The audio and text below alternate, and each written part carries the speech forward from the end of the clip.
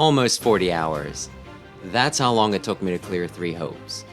Almost 40. This is the explosion, this is the backlog, so let's go over why this game took me that long to clear. Luckily not getting added to said backlog since it took me under a week. Let's start with gameplay, or more specifically combat. It's typical Dynasty Warriors affair, you taking on hundreds of enemies with hack and slack action. While I normally defend the series as actually being more skill based than what most people take it for, this one did feel much more button mashy than normal. While I typically learn all of a character's moveset, pick out which combos are best for whipping rooms of enemies, which ones are best for single opponents, and try to generally learn any other quirks I might be able to use to my advantage, here, just the standard formula of dodging behind an enemy and hitting light attack several times before finishing with a heavy to end strong, without much concern for what combo would form, was largely good enough. Heck, there were even some times when I didn't bother dodging because tanking hits and going blow for blow was lopsided enough in my favor that it was more worth it to just hammer attacks than shift my position. You have a warrior gauge, as usual, which you fill up by fighting and then unleash as a special attack, but you can also equip your characters with 2 other smaller specials from a list of them that they learn to open up an enemy at the cost of weapon durability. This resets in between battles, but apparently, if you use up all of your durability, not only can you not use these attacks anymore, but your weapon also becomes a lot less effective. It never happened to me, because while I would sometimes use these moves for crowd control, their main purpose is breaking through an enemy's guard and whittling it down to perform a powerful breakpoint attack, which I could pull off just fine without the added help. You also have a lock-on, which will keep you focused on one enemy in particular, but again, I had trouble with this. Most times, it would never go onto the foe I wanted and instead seemed more cowardly, like I would be fighting a powerful opponent, want to focus the camera on them, and it would instead go on the weak base captain down the street. You can swap targets by tilting the right stick, but it can be a little jarring, and if there's a lot of bigger enemies around, it could take a bit of finagling to get the right one. You can also pair units to grant them some buffs, build support, occasionally jump in to either attack or defend, and perform a double special for added damage. However, when the 2 units are linked like this, only one is actively on the field, so you kinda have to weigh the pros with the cons. While some of these things are a little disappointing, not so much the pairings as much as the other stuff, the game does make up for it in other ways, like how this title is more strategy based than most of the others in the franchise. In just about every mission, you have 4 characters that you can select, which you can switch between mid-battle, and in some of the bigger fights, you might get a few more units that you can put in that are AI controlled. Each of them will battle in their own way, based largely on what's closest, but if you want your army to be truly effective, you can direct each unit to a specific task, such as claiming a specific point, defending a base of your own, or engaging a specific enemy. It'll even tell you your unit's chance of success if you do select a certain opponent for them to go up against. While earlier Dynasty Warrior titles really did feel like a 1 versus 1,000 battle, with a bit of babysitting thrown in, when they started adding these features in recent years, it really helped break up the burden and make battles much more manageable, with a lot less time wasted running here and there. Speaking of, AI units move about the field pretty quickly and reach their tasks faster than you would expect. All of this is augmented by additional commands being added in. Rather than select each individual unit to perform an action, if you have one objective in particular that you really need done above everything else, you can just issue one. Catch-all order instead, such as all-out attack or all-out defense. You can also direct magic units to heal. There were also some new interactables, such as throwing switches, getting thief units to unlock doors, and having armored units bust down walls. 2 of those were a little weird though, since I only had to use the door thing in the one mission I was taught about it, and the wall option was thrown in once early on, and then I didn't have to use it again until the last mission, over 20 hours of gameplay and almost a week later. The game was kind enough to remind me that it was an option, but I actually had to reset the mission because I didn't have the right unit placed on the right side of the field. I think my favorite new command though was Open Chest.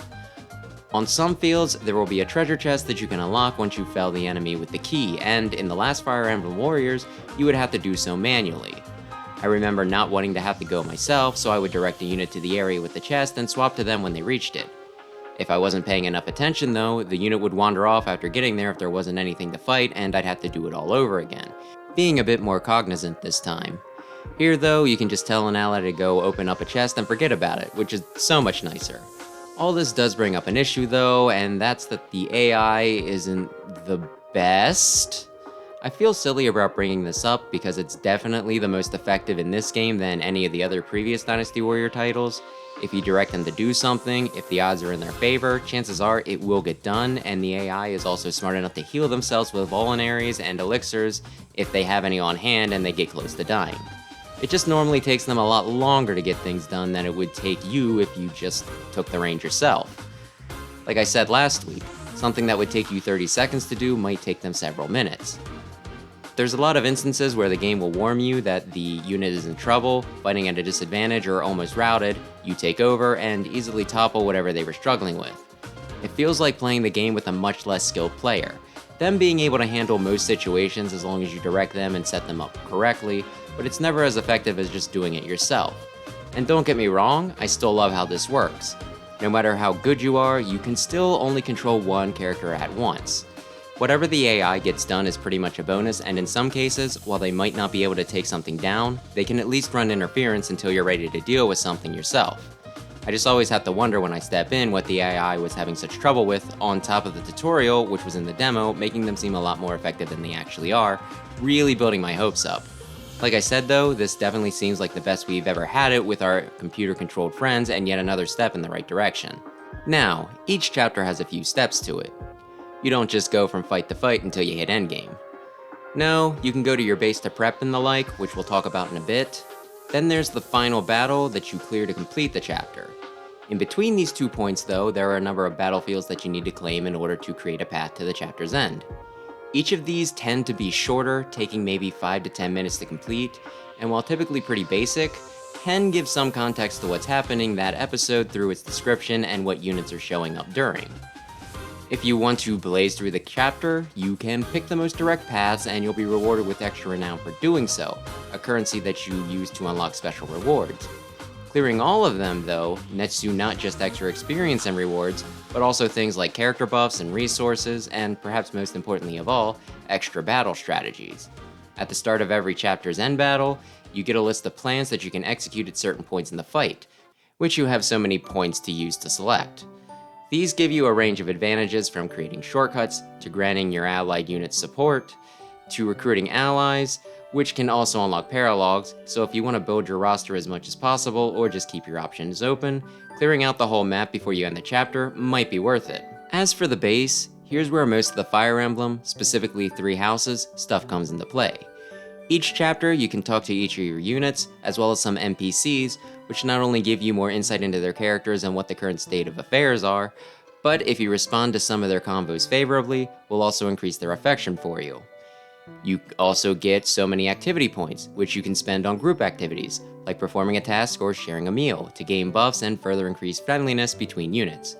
This will raise the support level between characters, which grants extra buffs when they work together in battle, as well as extra conversations between the two. Support levels can be built from C to A, though not all pairings have all these levels, and not every level will necessarily give you an extra scene. If there's a particular unit you want to build your relationship with, you can go on expeditions, which feels even more like a date than Tea Time did in 3 houses. There's also a training instructor that you can use to build your units. Each character can level up a class to not only learn skills, but upon mastery, get the opportunity to promote into a higher class in that line if you have the right seal. While there are a few classes unique to specific characters or type of character, most are available to every unit if you take the time to teach them. While many characters are spec'd more towards a certain type of class, if you want to teach your more magic-minded character to swing an axe, more power to you. This lets you have as varied or homogeneous a roster as you want, and also lets them put in a lot more characters than I at least would have expected, since all you really need to do is choose a class template and slap a character model on top of it. You have training points that you can use to teach a unit a specific class without needing them to actually use it in battle, and you can also have 2 characters trained together to not only increase effectiveness if they're learning similar skills, but also further build support. You can also pay to level up a character, with the cap being whatever level your highest unit has, to quickly close the gap. Like Fire Emblem though, gains are somewhat randomized, with some classes and units being more likely to grow in certain stats, but there never being a guarantee. Never fear, because you can pay to reset a unit's level and try again if you have abysmal luck, but it can be still kinda frustrating not to get the rolls you want. Other things you can do in the base include buying items, reforging weapons to strengthen them, or repairing rusted weapons you find, or hiring battalions for buffs during battle. Then there's the Facilities Manager, which replaces the individual skill trees in this game. Here, you spend materials to improve each station in your base to do things like increase how much they have to offer, how effective they are, or how much things cost. As for the stuff that you would normally have to use drop materials to get on a character-by-character basis, you now just outright buy from the tactics instructor for each unit.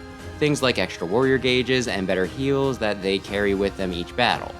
While it does cut down on the usefulness of some resources much earlier, I do kind of prefer it this way since in previous games, it could be kind of a pain to track down the best places to grind specific enemies and hope that you got lucky with their drops.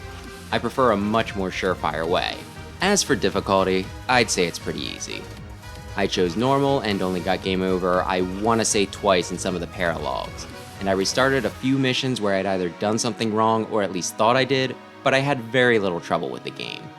While I played casual as opposed to classic, which would have turned on permadeath, none of my units ever died, though some did get close, at least in the final boss battle. Maybe hard would have been a better idea. I even skipped using certain functions, largely because if I was already getting through without issue, why bother? I didn't bother with battalions at all, I only changed character loadout once, I only messed with weapons every few chapters, and would only build a character at the tactics instructor occasionally and in bulk. And like I said before, leveling up did help, but whether over or under leveled, I didn't really need to try all that hard. The 2-player also seems to work very well, at least according to my brother, which can make things even easier since that's another player character that you don't have to entrust to the AI. As for visuals, they look fine. They pretty much look like Three Houses did, just with more motion since you're going from a turn-based tactical RPG to a hack and slash. It honestly wouldn't surprise me if they had just moved some of the character models over. Most of the characters share the same movements and cutscenes, which can get a little weird when you notice 20 different people use the same gesture that you've never seen a person use in real life. Given how many characters there are, I understand why they did this, and given how many scenes are fully voiced, I can't complain about lack of effort. The music is also pretty good, being largely remixes of tracks from those from Three Houses, just with a more rock flair, given the different genres. While in many cases I prefer the original, there were several times that I would pause the game to turn up the volume and pause any videos I might be listening to in the background to get the full experience and hype that a track was bringing. I'm actually kinda disappointed that the soundtrack wasn't on offer and its inclusion might have been enough to make me shell out for the special edition. Oh well, there are other methods. As for how it runs, I've been playing it on the OLED docked and have had no issues. My brother though has been playing it on a base model Switch, mostly docked, and he tells me that he almost always hears the fan and has had a few crashes, especially with 2-player. Here's the part where I discuss story, and as normal, I will be limiting it to either vague, trailer, or really early game stuff, so if you're especially sensitive, skip ahead. Timestamps in the description. That said, the long and short is that I enjoyed it. With Three Houses already having 4 endings, funnily enough, it made an alternate telling of the story, with another 3 paths of its own, a lot more acceptable and feel less cheesy like with other similar interpretations the Warrior franchise has done in the past, Age of Calamity in particular. Still liked it, just of questionable canon. And while I have my favorite from Three Houses that I would consider the best ending, the one I got in Three Hopes feels just as legitimate, and I could see people arguing for it just as strongly as any of the others here or in the source material. If only I was enough a part of the Fire Emblem community, finding someone to make a case for each of these might have been a fun video. Still though, a part of me wonders if I would have liked Three Hopes' plot as much as I did if I didn't have knowledge of Three Houses in my pocket. There were a lot of characters either briefly shown or alluded to previously that were an exciting addition here that would have been just some guy, other words. There were also a lot of references or mentions to how things could have gone differently in another timeline that I wouldn't have appreciated otherwise.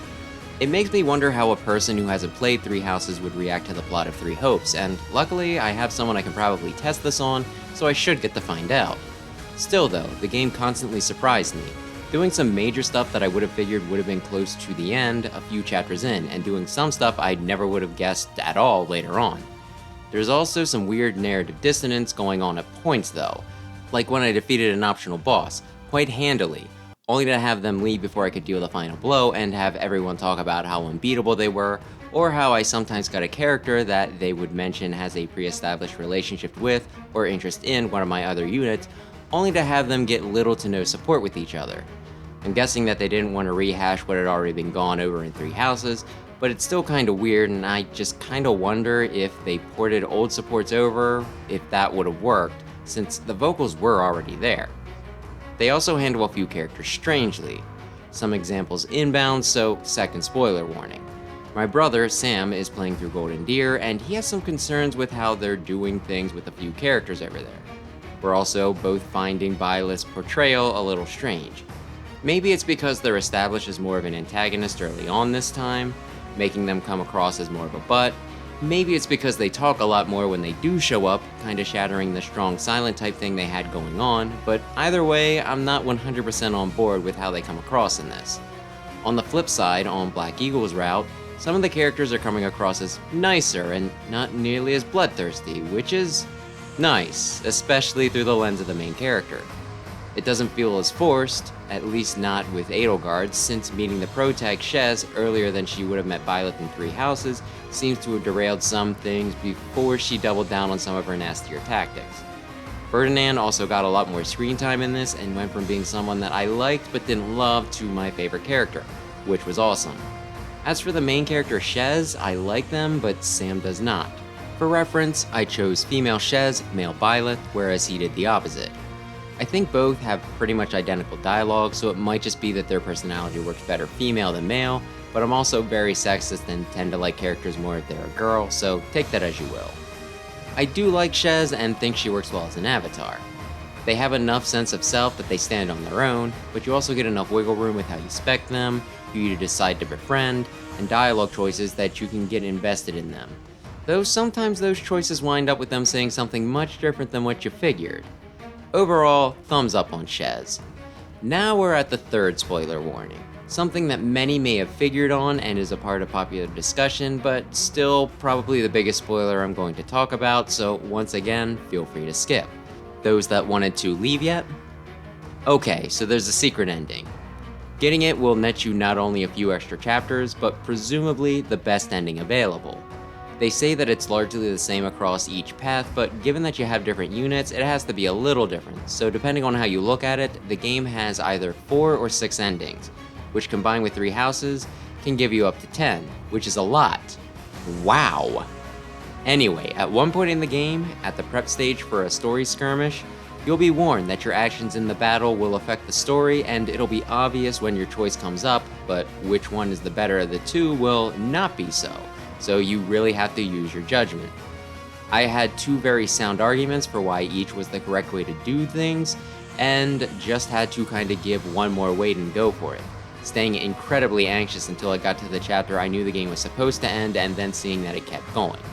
I kinda love that it didn't make my decision super obvious because it made things going forward so much less predictable and will also give me a lot more to try in subsequent playthroughs. It's yet another thing I'm curious as to what percentage of people manage to get it in one. Now, as for my personal playthrough, like I said before, it took just under 40 hours. I played on normal, and I just didn't bother with some of the functions the game had because I didn't need to. However, there were some things that I poured a ton of time and resources into, such as building support between units so that I could see all the extra conversations. I also spent a lot of time getting all the classes I could on different units because even if they weren't going to use something, I still enjoy unlocking stuff. I also expanded all the facilities for the same reason, and so that I didn't need to worry about doing so anymore, though I'm not sure what I'm really supposed to do with all the materials I get anymore. Besides that, I played through with the Black Eagles, designated Ferdinand von Ayer my best friend, and wound up with a top level of Shez in the mid-60s. My go-to team was Shez, Edelgard, and Ferdy, with the 4th unit varying from time to time. Every battle, I got either an S or A ranking, and I did every paralog I could, along with every mission on the chapters map. I plan on doing several more playthroughs, probably on higher difficulties and definitely on different paths. There were some things that didn't get explained that I hope get cleared up for me as I try different things. I'll be using New Game Plus, which will definitely mitigate some of the difficulty, but I find it hard to throw away progress, so I'm willing to take the trade-off. Overall, I find the game wonderful and worth the price of admission. I'm debating on whether this or Hyrule Warriors Definitive is my favorite of these games, since while the latter has a more colorful cast and unique movesets, Three Hopes have deeper characters, give a good take on an already interesting story, and have more strategic elements that I love planning out.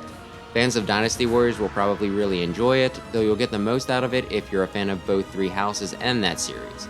If you're just a fan of Fire Emblem though, and really don't like this kind of gameplay, which is understandable since they are quite different, I'd recommend either just playing it on easy or watching a playthrough. Overall though, very nice. And now to announce that the backlog's in trouble. It is so close to being under 100, but right now the eShop is running a ton of really good deals on some of my wishlist items that I'm finding hard to pass up.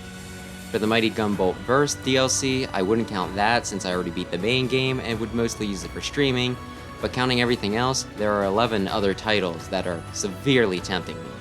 I gotta think about this carefully and maybe try and go for some of the titles I can just blast through, but apologies in advance if my tally goes up by a few numbers. Speaking of, the backlog is still at 105 since I concentrated mostly on not adding something on rather than clearing something off. With the crisis at hand, I really gotta prioritize some things for the next few weeks, but we'll see how things shake out. If you're interested in that or Mega Man content, which is arguably the biggest part of my videos now, maybe consider subscribing, and as always, thanks for watching.